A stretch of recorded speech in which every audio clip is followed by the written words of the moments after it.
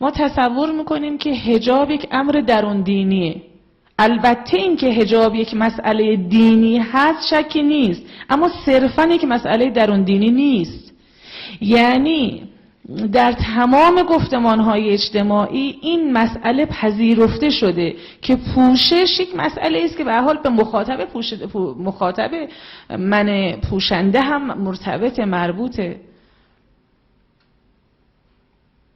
یک امر درون دینی نیست. ما با مبانی تفکر لیبرال هم حتی میتونیم بحث پذیرش حداقلی از محدودیت‌ها در پوشش رو بهش برسیم و بپرز و نمونه‌هاش هم هست.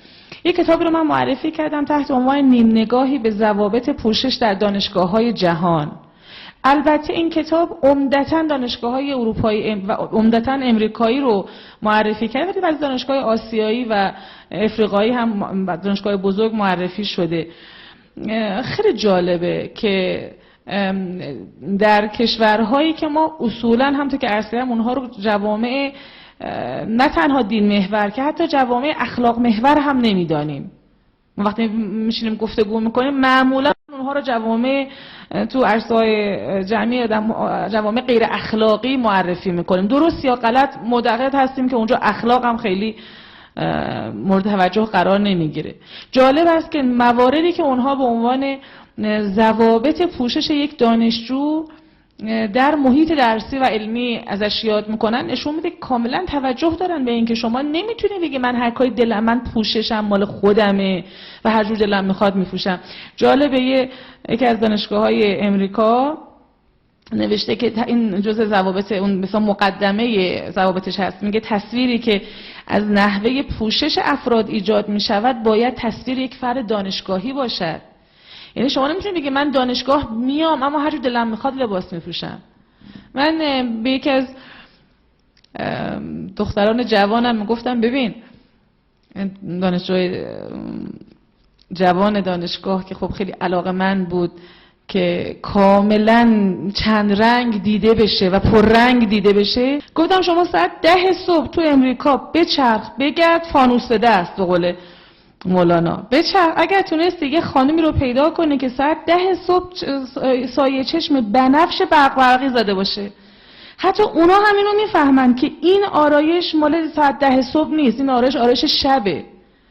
و تازه حتی اونایی هم که متوجهن که آرایش شبه باز مال همشون نیست. متاسفانه جوانای ما پای ماهواره میشینن و توجه ندارن که این مانکن‌های ماهواره حتی در فرهنگ عمومی امریکا هم آدم‌های مبتذل و انگشت‌نمایی هستند.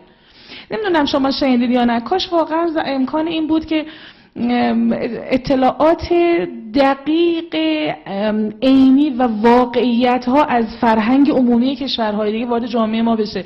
نمیدونم شما شنیدید یا نه، آمیش ها رو شما شنیدید یا نه. آمیش ها یک جریان فکری هستند در امریکا، به شدت هم رو به افزایش هست تعدادشون. اینها مسیحیانی هستند، مسیحیان بسیار اخلاقی و معتقدی هستند.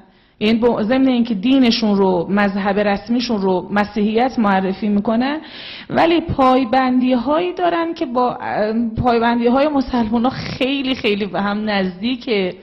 از جمله اینها حتی در مراسم مذهبی که شما میدونید در برخی از مراسم مذهبی مسیحی ها شراب به عنوان یا یک شرابی به عنوان شراب در واقع متبرک شده به شکل خیلی حد اقلی نوشیده میشه، نه مستی. شراب متبرک مثل آب دعای ما شراب رو متبرک از دست کشیشان عالی رتبه میگیرن. حتی مثلا پاپ هم در مراسم رسمی حتی به نمایندگان کشورهای دیگر تو مراسم رسمی از این شراب متبرک می نوشاند. آمیش‌ها به هیچ عنوان حتی به شراب متبرک لب نمیزنن و معتقدن شراب چیز بدیه و شرابخواری با ذات اندیشه مسیحی در تعارضه و ما شراب نمی نوشیم. شاید برای شما جالب باشه آمیش‌ها با حجابن.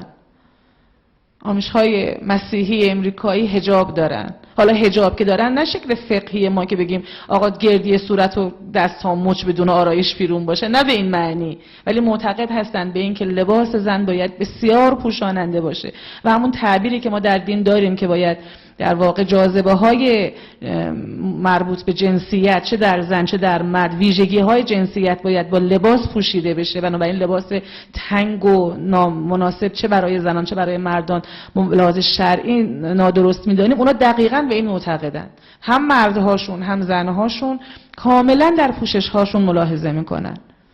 شما از این شلوارهای نامناسبی که تن پسرهای جوان ما هست در کوچه و خیابون، در دانشگاه متاسفانه میبینید، اصلا اونها نمیپوشن.